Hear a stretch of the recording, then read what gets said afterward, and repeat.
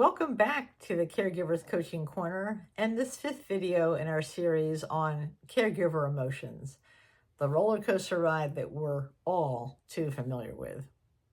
So we've talked about what to do and what not to do with our emotions, and then we took a deeper dive into some of the most common emotions, at least for me: anger, resentment, and fear. But in this last video, I want to talk about anxiety because this is the trickiest one for me. The other emotions are sometimes so obvious that I immediately will go into a coping strategy. But anxiety can sometimes run its course all day long without me fully noticing it, and yet it can definitely do damage to our inner peace and our physical well-being. So I think we could all relate to the times when anxiety might actually really hit us. You know, that 3 a.m. Time in the morning. I call it the witching hour, when, you can't get back to sleep and you start to go down your to-do list for the next day, or the what if list, or your worst case scenario list. It's tough. And I think we all are members probably of the 3 a.m. Caregiver Anxiety Club, right?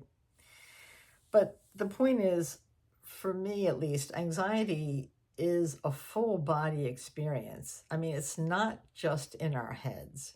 And therefore, it can really impact us in many ways. I mean, my heart rate increases, my stomach flip-flops, my breathing gets shallow. I mean, there are times I've even started to sweat at night in my bed as the anxiety starts to roll over me. And of course, caregiving anxiety can be magnified because not only are, we in need of taking care of our own body, we're taking care of somebody else's body. And it's like, ooh, it's hard. And we're also living oftentimes in a state of constant alert. Hyper-vigilance kind of becomes the norm. Like, did I give those medications? Will Ben fall if I get up to go to the bathroom? What happens if something happens to me? I mean, all of those thoughts and experiences are going to contribute to our level of anxiety. So the bottom line, though, is that it's not a weakness. It's really our nervous systems calling for a break.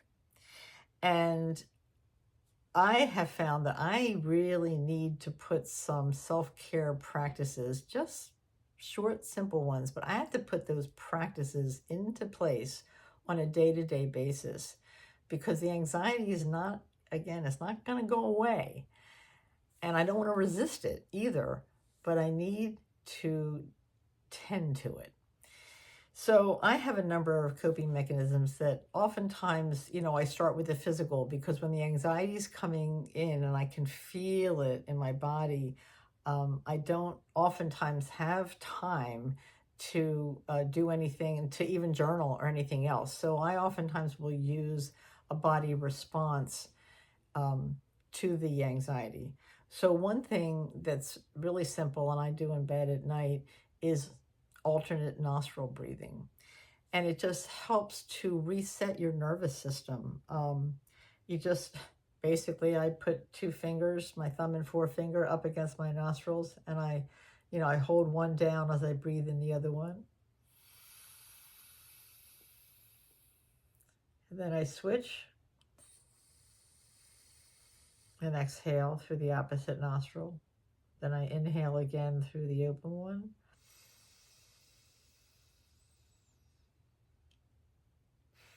And out through the alternate nostril. And just a couple of breath cycles, maybe 4 or 5 of that alternate nostril breathing, once again sends a signal to my nervous system that I don't have to run from a saber-toothed tiger. I may feel like there's something, to be anxious about, but in the moment, it's in my head. So really just repeating something as simple as a breathing pattern, for me, really starts to lower those cortisol levels. the worry dump journal. Now, if I do have time, and it might be at night or during a surge of stress, I'll just something similar to the fear journal. I just write down every anxious thought I'm having. And I often will start to laugh because if I actually capture every thought I'm having, they can be really fantastical. And it's like, wow, you're really going off into some science fiction there, aren't you? So a lot of those thoughts are just that. They're just thoughts. They don't have to mean anything unless I say so. But getting them down on paper can help me to see them for what they are, which is just thoughts. And I'll oftentimes, after I do that, then I'll go back to a mantra like, right now, I am safe. Or like, one breath at a time, I trust our needs will be met. Or, this moment is manageable. I'm safe, Ben's safe, and for this moment, everything is okay. And it sounds so simple, but if I don't do something like that, I can work myself up to a point where I really can't get back to sleep, especially if this is happening, early in the morning. And then when I lose sleep, it makes it a lot harder to deal with the anxiety. So a few minutes of either breathing, deep breathing, journaling, using my affirmations and mantras to calm that anxiety down does help me get back to sleep, and it can make all the difference. I also have what I call my mini calm kit. Now, I do carry this with me in my go bag as I go through my day, and it includes aromatherapy, and I actually have a handkerchief, old-fashioned handkerchiefs, and I put some aromatherapy on the handkerchief so I can just, easily take a deep breath. I also have a smooth stone. I have a number of, they're actually crystals, but they're smooth and they're beautiful. And it just also helps me to ground to the earth and remind myself that I'm present, I'm here, I'm not in my head, I'm on the earth, my feet are on the ground, my fingers are rubbing a stone, I'm here, and that helps. And I have lots of beautiful things around my home, plants and pictures and things that just help to distract me for just a moment from whatever thought is trying to take me down the fear path. And it's like, no, right now I'm just going to take a moment and breathe and gaze at this piece of art or this plant, or if I can get one, then smile.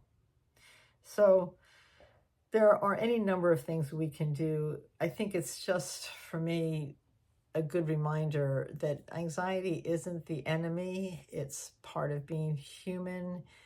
It comes with the territory, but it's mostly a signal for me to pause and remember that in the moment, everything's okay. So please, share perhaps in the comments or just reflect, when does anxiety tend to hit you the hardest?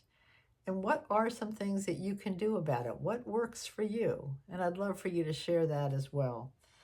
Just what helps you to come back to the present moment? Because this is where our power is. Our power does not lie in the past, what we wish we had, what's gone from our lives. And it certainly doesn't lie in the future, which isn't here yet.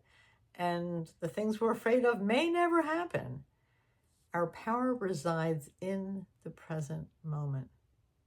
So I hope that you'll share what techniques help you to stay in the present moment, where our power lies, and where our hearts are. Our hearts know what to do on a moment-to-moment basis. We just need to get out of our heads, which is oftentimes where those emotions just swirl. Now, grief is real, and it's something that I'm going to deal with. Of course, as time progresses, I've had other losses in my life that I have grieved, and that is a part of life. But some of these other emotions can take us on a journey that we don't need to be on, and can really cause us to suffer when, let's face it, caregiving is hard enough. So I hope this series has been helpful, at least for you to first remember that you are not alone when it comes to caregiver emotions.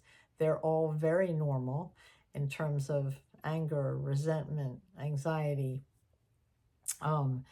And we need to tend to them, listen to the messages they're trying to tell us, see what's in our control and what's not, and either let go of what's not in our control or ask for help. That's always a possibility. But we mostly need to remember that we are worthy of self-care. And one of the first things to remember in self-care is that we deserve inner peace. And whatever we need to do to return to inner peace, it's something that we have the right to practice and the need to practice. So put in the comments what helps you return to peace. Thank you for liking this if you do, and subscribing if you want to, and there'll be more to come. God bless.